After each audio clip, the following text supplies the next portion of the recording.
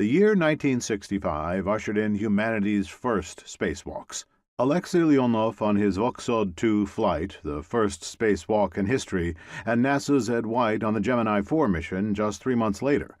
The United States and the Soviet Union were both hell-bent on winning the race to the moon, and NASA had developed the Gemini spacecraft, an interim program following Project Mercury, America's first manned space program, to help them gain many of the critical skills required to land on the moon. Gemini was intended to progress NASA's spaceflight knowledge in key areas, including EVA, while they were in the early stages of planning and building the Apollo program that would ultimately carry men to the lunar surface before the end of the 1960s decade. Since those first steps outside the spacecraft by the Americans and Soviets during the Gemini and Voskhod programs, EVA has been a key element of every crewed space endeavor, excluding commercial space ventures. For the Americans, that includes the Apollo lunar program, Skylab, the Space Shuttle, and the ISS. Likewise, EVA was an integral element of the various Soviet and Russian space programs following Voskhod, Soyuz, the Salyut and Mir space station programs, and the ISS joint venture with the United States, Europe, Japan, and Canada.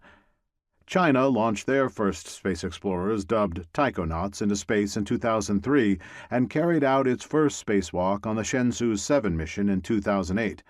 China recently began assembly of its third space station, Tiangong, and has already conducted multiple EVAs from it. Through December 2024, 480 EVAs have been performed by 276 individual spacewalkers, most often two at a time. During the Gemini and Voskhod programs, it had to be proven that humans could climb outside their spacecraft, survive there, and perform meaningful work. For the Americans, it also provided a safety net if a lunar module returning from the surface of the moon had been unable to dock with the command module, or if the docking tunnel connecting the two spacecraft could not have been opened. In such an event, the moonwalkers would have had to translate spacewalk from the lunar module to the command module for a safe return to Earth. The Soviets had developed similar spacecraft for their lunar landing program, a lunar orbiter, LOK, and a lunar lander, LK.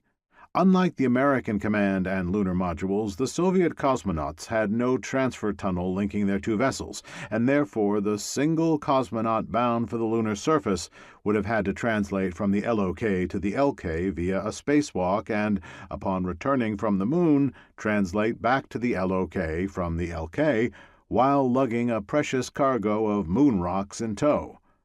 The world was united, at least for a short time, when Neil Armstrong and Edwin Aldrin settled down on the Sea of Tranquility on the lunar surface in July 1969 and carried out the first non-weightless EVA in history.